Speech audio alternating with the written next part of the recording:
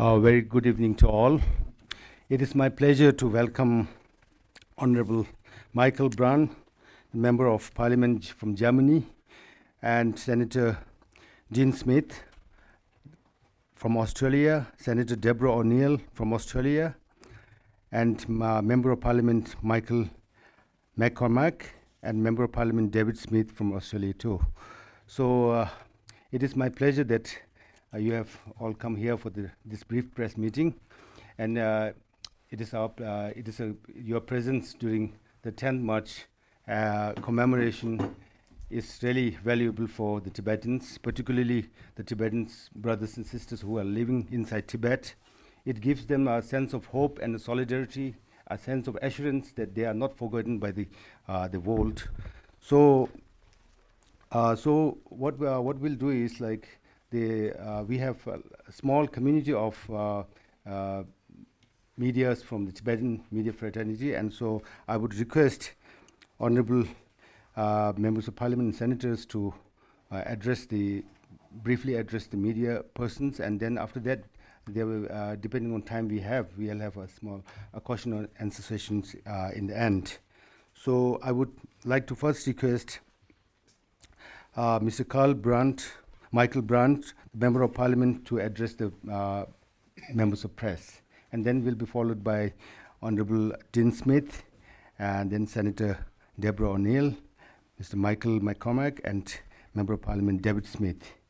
Thank you very much. So, thank you very much. It's an honor to be here on this important day. So I want to say on this press statement, the civilized world is standing with Tibet and ancient and unique civilization and culture. And based on the UN Convention Against Genocide, Beijing is organizing genocide against the Tibetans as they are against the Uyghurs. The even more repressive and of a more aggressive China's leadership poses a threat not only to Tibet, but to peace and stability in Asia and beyond. Xi Jinping is fueling conflict in many areas globally, like supporting the aggression against Ukraine, being on the side of the terrorists in the Middle East, and also moving to the border between India and China by most aggressive means, step by step. So it's not only Taiwan, it's not only Tibet, it's also China's even more aggressive behavior internally, which we cannot tolerate, as we cannot tolerate China's even more aggressive strategy towards border, especially in Asia, ranging from India to the Philippines. It is far from certain that China, which is in absolutely escalating mode internally, as we can see from the genocidal strategy against the Uyghurs and the Tibetans, will not be encouraged to escalate externally even more than he does already. That should be a huge concern for India and its international security.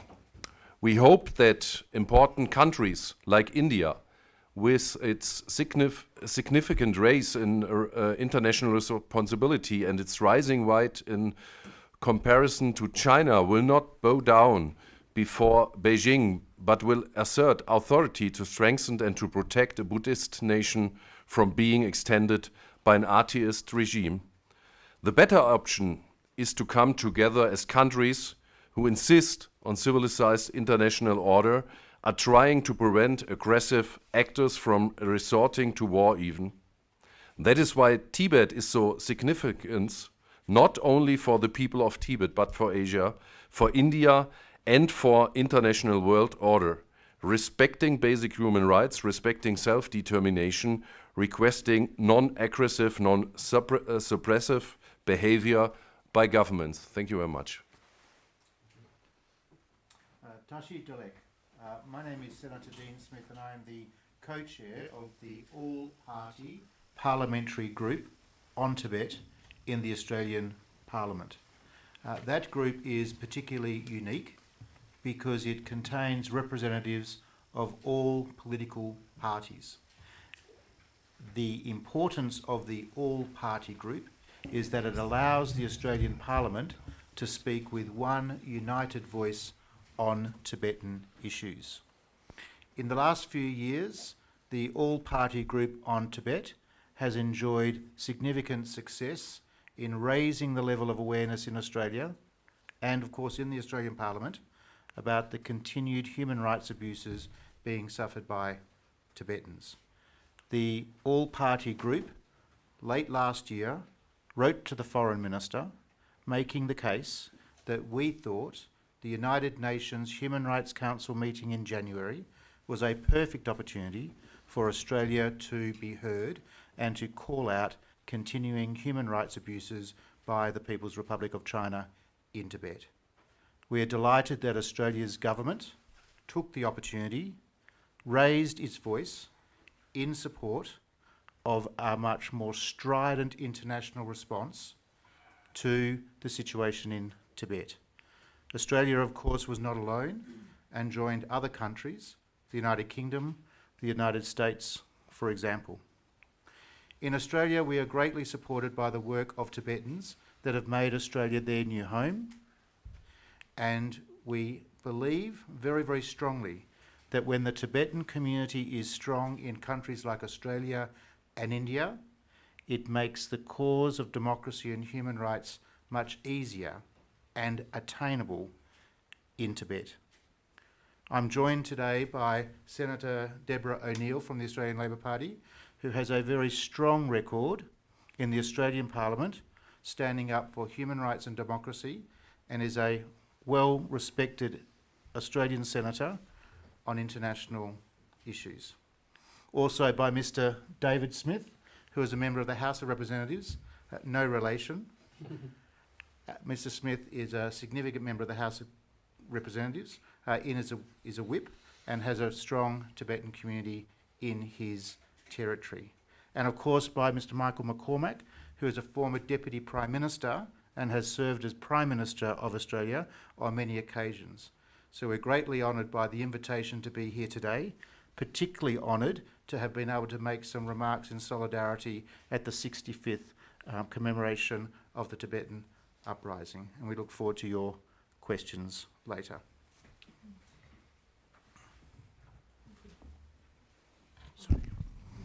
Thank you very much. I echo the words of my parliamentary colleagues from across the globe. Not only representatives here from Germany, but the leader of our delegation, Mr. Dean Smith, who, like so many in the Australian Parliament, is aware of our responsibility to stand up for human rights, and not just in our home country. And that is why it is a true privilege and honour to join you here in Dharamshala on this occasion of the 65th anniversary of the uprising. Today I was privileged to make a contribution, and I want to put on the record in this press conference the statement that Australia made at the United Nations, which is giving voice and action to commitments we have made to continue to advocate for the people of Tibet. And I quote, "Australia remains deeply concerned about ongoing restrictions on religious freedom, freedom of movement, and the suppression of linguistic freedoms in Xinjiang and Tibet. Australia is deeply concerned about reports detailing China's assimilationist policies, including forced labour transfer programs and the coerced separation of Tibetan children from their families through state-run boarding schools. What is China doing to address these concerns? And will China allow meaningful and unfettered access to Xinjiang and Tibet for independent human rights observers, including the UN High Commissioner for Human Rights and Special Procedures, mandate holders?" We will continue to ask that question, and we stand in solidarity with you as you demand answers.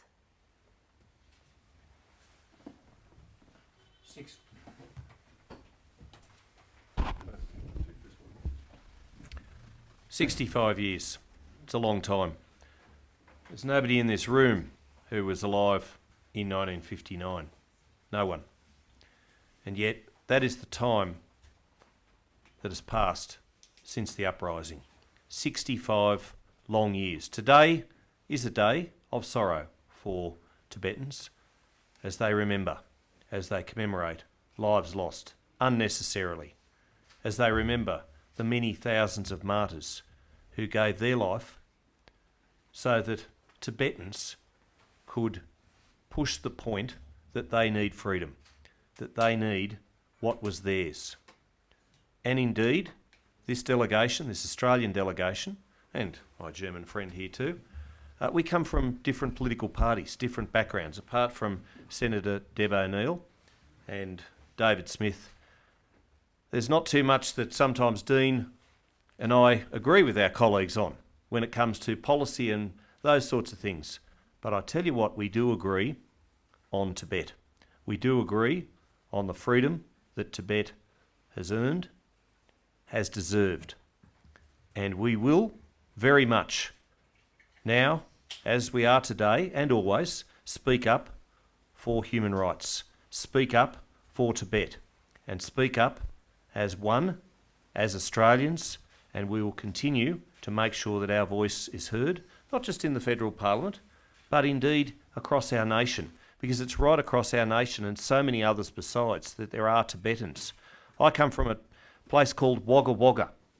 It's quite a quaint name, but we have a very small community of Tibetans. It's growing, and I welcome that, and I welcome what the Australian government has said about Tibet and is doing about Tibet and will continue to do as far as making sure that Australia can be a safe haven for those who, from Tibet and from elsewhere, who are identifying as Tibetans, want to come to Australia. But we want Tibet to be free. We want, indeed, the language, the dance, the music, the culture, the history, everything about Tibet to continue to not just survive, but indeed thrive into the future. I'll hand you over to David Smith. Let's see if I can get this working. Not sure if I can. Do you want to swap seats? So you can Let's switch.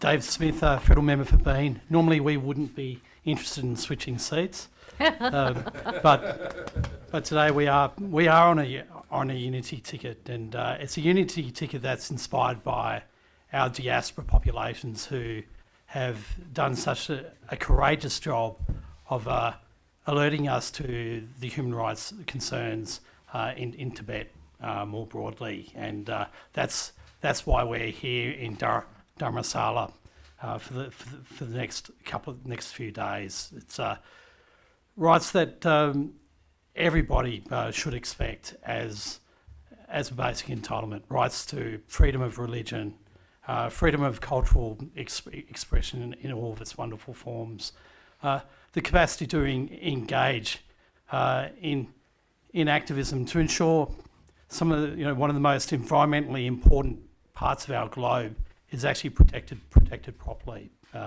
And so I'd like to echo the comments of my colleagues in that we are here in solidarity with the Tibetan people, both in Tibet and in the diaspora population. And as my colleague Senator O'Neill said, what we would like to see is access provided to human rights observers, independent human rights observers, to buttress what we know are genuine concerns coming from the diaspora. Thank you very much. Thank you very much. Now we have this time for the questions and answers. So I would request the members of press to identify yourself with your name and the media group that you belong to, and please keep your questions or comments short, not too long. So please go ahead. Tashtalek, my name is Tenzin Chime and I'm with Tibettv.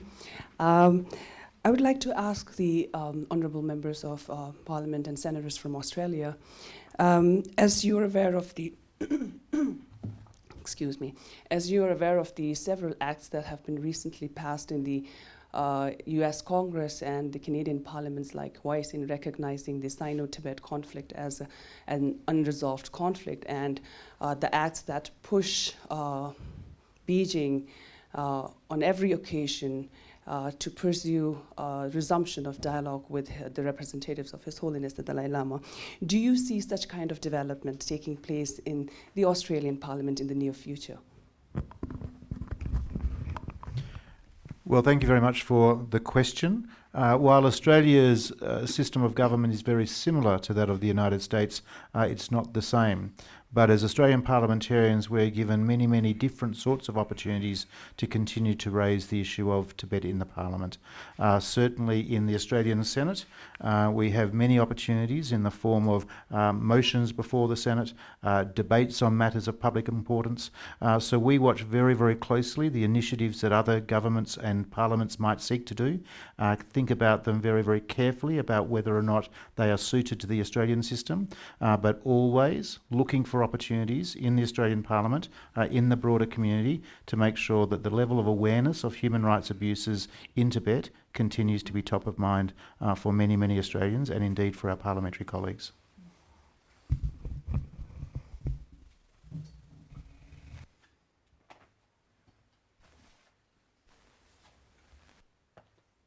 Any questions or comments if you like to make?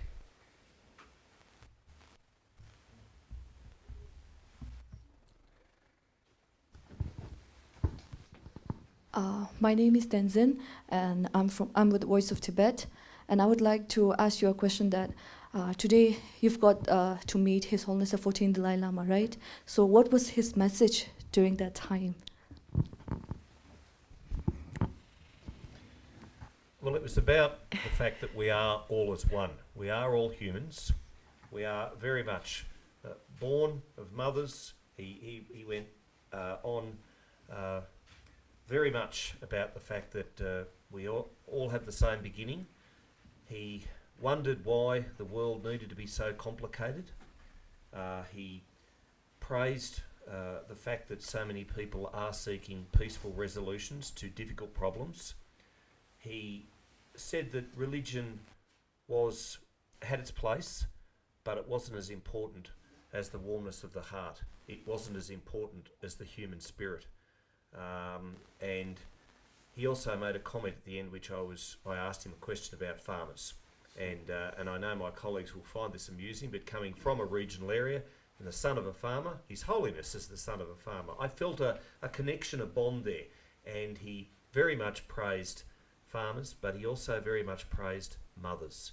He said there's a lot of good in mothers and their ability to be able to spread the word of peace to their children so that future generations could learn to live with each other, with all our differences, but in peace. This morning, I woke and had a chance to look out into the valley and contemplate the incredible honour and the unique opportunity that we have had to visit His Holiness the Dalai Lama. And as I thought about what I would say today, and I prepared my remarks after this thinking, I thought about 3 days after giving birth to my first child, simply holding her and becoming awash with emotion and thinking that, like all mothers around the world, our will is for peace. Peace for our children, peace for our children's children, and the universality of that desire. And that is where we find hope. And I began and prepared my speech, and I spoke about peace. That is how I began, because that desire for peace and that longing for the rest and the comfort of being with your family and fulfilling a life of integrity is a very powerful motivator. And so I was both surprised and delighted, and perhaps we should be a little more aware of the miracles that come to us every day. When meeting the Dalai Lama, the first thing he started to speak about was the oneness of the human condition, our desire for peace, and the power of love of a mother for a child, and the common humanity that we find in that. So I I feel today that the Dalai Lama must have been in the maternity ward watching me 32 years ago when I gave birth to my first child. And I think the spirit of the Dalai Lama is with every mother who wants peace for her child. And I think there's enough people across the world who want that.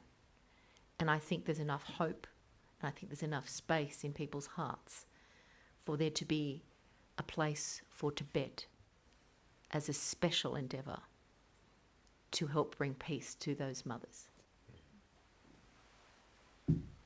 So for me it's important to add that the Dalai Lama, His Holiness, he's not only a spiritual leader for the Tibetans, he's a spiritual leader for the whole world.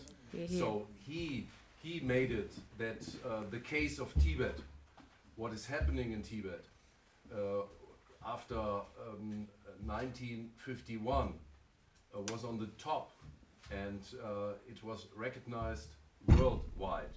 So I will report from the meeting this morning that my daughter, she's 11, she likes painting, and she said before I went from Germany to Dharamsala, I will paint His Holiness, and he was very happy about that.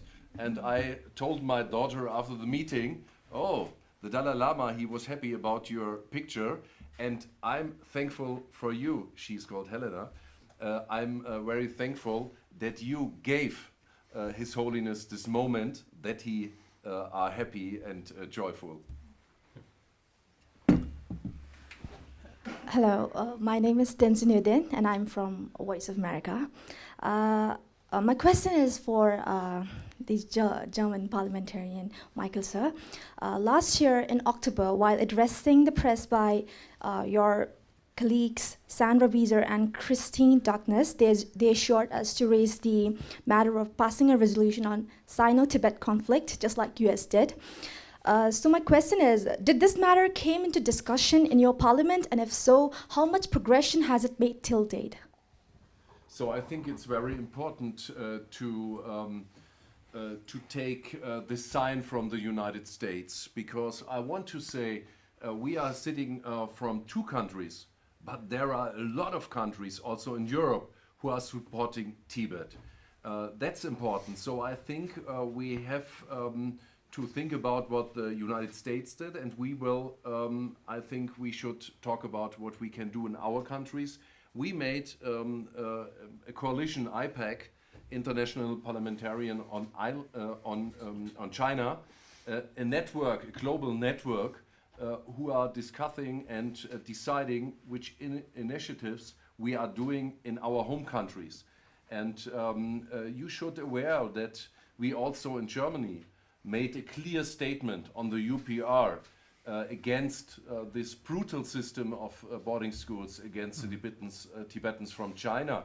I think that's important for me to say, that not only these two countries who are sitting here, there is a huge number of countries in Europe. So I'm chairman of the parliamentarian group on Tibet in the German Bundestag. It's like the Australian colleagues from all the parties. And I think we should start these resolutions also in other national countries. Another thing that I would like to ask about the Derge conflict that you highlighted just this morning, can we expect a strong legislature or maybe a plausible bill from your parliament? Ich habe den Anfang nicht verstanden. Was hat sie gesagt? Sie fragt, ob es ein Gesetz gäbe, ähnlich wie in den USA, zu diesem Vorfall in Derge. So it's in Germany. It's like the Australian colleagues said. We have another system to go with that. It's another than in the Congress. So we are on this way. We are not making laws on that. So we make resolutions, and then we push the government to do. So also from the German Parliament, we were pushing to the government that they make a clear statement. So, and I think what is important for us in Germany and in Europe is that not only resolutions, what is the key to influence China? So Germany is a very powerful country economically in Europe. So we should be serious to de-risk from China. So we should have less dependence on economy things. That is what the Chinese what they feel and when they react. So, and we should in the Western countries. It's not only about resolutions. One key is the economy, and the economy star is sinking in China. So it's not like the propaganda in Beijing told. They have a lot of problems, and I think for us it's very important to get an alliance between Europe, Australia, the United States, New Zealand, in the Pacific, in the Indo-Pacific, Vietnam, India, South Korea, Japan. I think that is a really important answer to this aggressive strategy from Beijing. So there are big tools. We have to use them. Honourable Member of Parliament Michael Brandt, you just mentioned about the importance of economic ties with China and how China is showing itself as a very economically powerful country. However, China continues to remain Germany's top trading partner for the last 7 to 8 years, making the bilateral trade reach a record high. How do you see what kind of strategies do you recommend the CTA and the Tibetans living in Europe, all across Europe, particularly in Germany, to advance the cause of Tibet in relation to human rights in such a scenario when the trading relations and the economic ties are very strong with China? So the people are making pressure to the politics, because we have seen that the strategy also to Russia failed. So if you have too big dependence, so we had too much deals from Germany to Russia with cheap gas, but it was not cheap, not in money and not in human beings, what we are now seeing in the Ukraine. So we mustn't make the same mistake twice.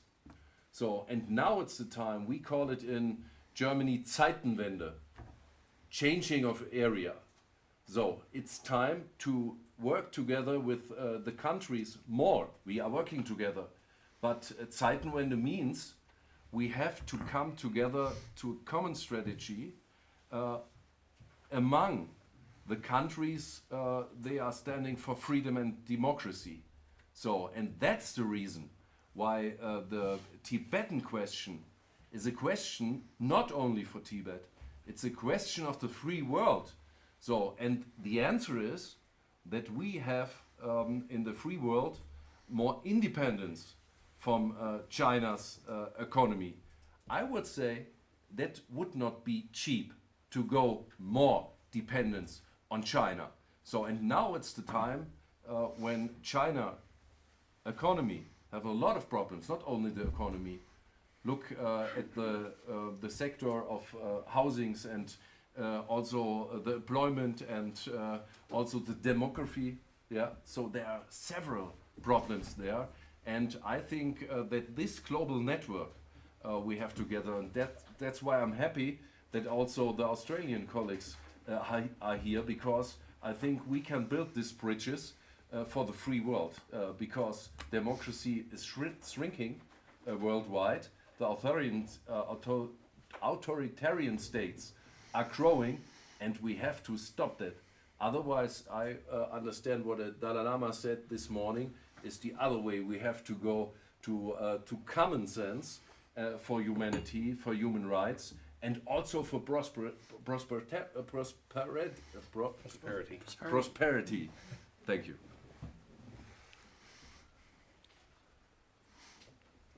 If I might add, the political and economic system of the People's Republic of China is unsustainable.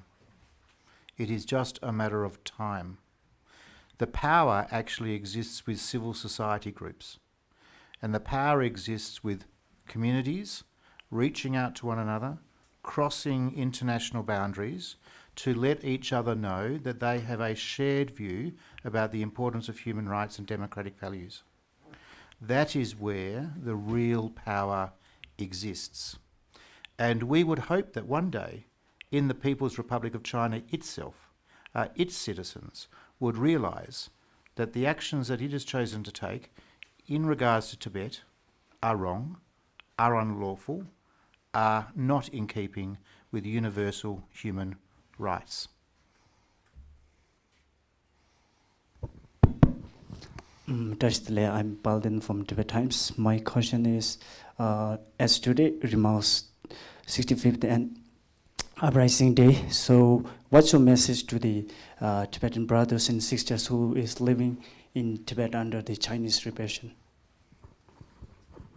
Maintain your hope, maintain your belief, continue to, as best you can, advocate through, as best you can, the channels available to you, and know that there are many people around the world, your Tibetan brothers and sisters, but also so many others, so many others who share your pain, who are with you on your journey, who believe in you, who hope for you, who support you, who love you.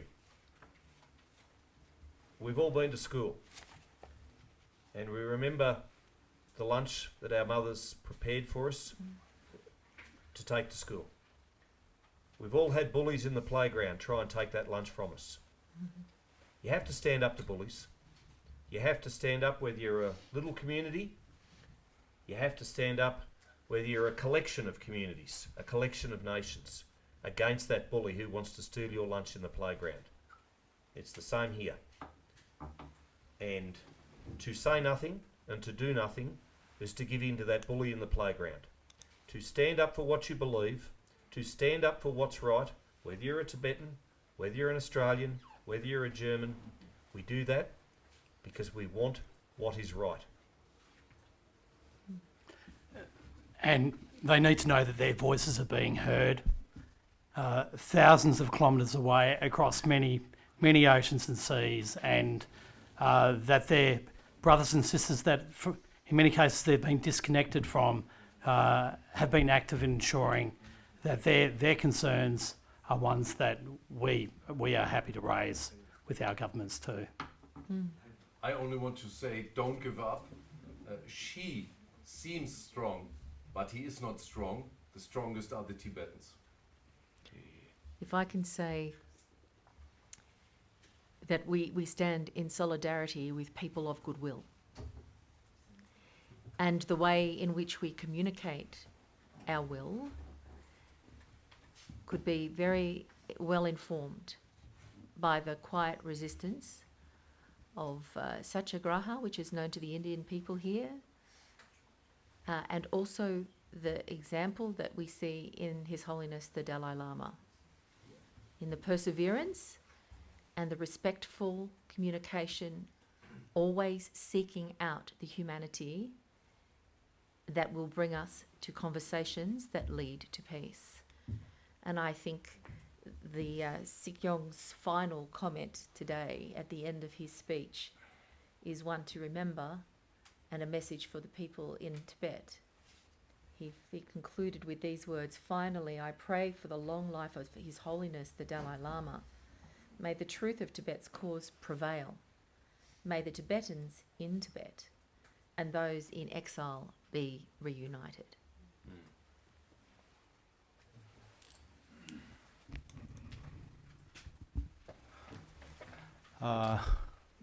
Now we'll, since I think there is no more questions or comments to make, so we'll leave it here. And so I would like to thank... If I might just make one final remark. Please. We were asked a question about our audience today with the Dalai Lama. And we were greatly moved by the invitation and the opportunity to meet with him personally. But many of us reflected on an important contribution that His Holiness has made, and that is the stewardship that he has provided to Tibetans on their own path to democratic practice. And we honour his spiritual leadership, but of course we honour the very, very clear and wise guidance, the stewardship that he has provided to Tibetans as they embark upon and embrace their own democratic traditions. I just thought it was important to acknowledge and to honour that as well. Yeah, thank you very much for that. Okay, okay, please. As a matter of fact, His Holiness is turning 90 next year, and China is like intervening in the succession of His Holiness the 14th Dalai Lama, and the reincarnation of His Holiness the 14th Dalai Lama is very much is a very vital to Tibetan movement. So, as you go back to your own country, it's not a question; it's more of a suggestion. Can you please introduce a bill regarding, just like US did, can you please introduce a bill so that the China cannot intervene in the succession of His Holiness the 14th Dalai Lama? The interference of the People's Republic of China in the succession is non-negotiable. It is non-negotiable. It is the most egregious act of religious interference and denial of religious rights that the world has probably seen for a very, very long time. And you can be very, very confident that as we approach the 90th birthday of His Holiness, Australians will become increasingly aware and outraged that this is being considered by the People's Republic of China. We can give you that commitment wholeheartedly. We send the Dalai Lama our best wishes for a very long, healthy and happy life.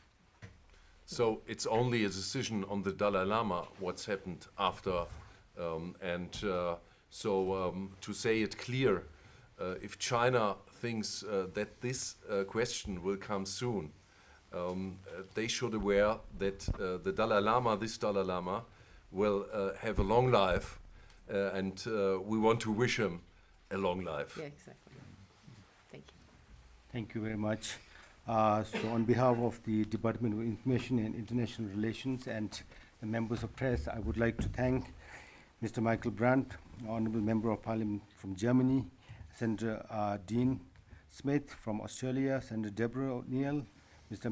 Michael McCormack and David Smith for taking out time from your busy schedule to meet with the members of press. And I believe that we had a very interactive and kind of meaningful press interaction for a small community of Tibetan press media fraternity. Like, thank you very much. As I said before, your presence, particularly during this kind of function, to commemorate the 65th anniversary of the Uprising, Tibetan Uprising Day, it sends a message to the Tibetan people inside Tibet that they are not forgotten by the world outside. So it gives us a sense of hope and inspiration for us to work further and stronger. So thank you very much for coming. Like last year in April, we had a strong delegation from Australia too, and we had the opportunity to welcome them as well. So thank you very much from all of us, and hope you have a nice day in Dharamsala. Thank you very much. Thank you. Thank you very much. Thank you.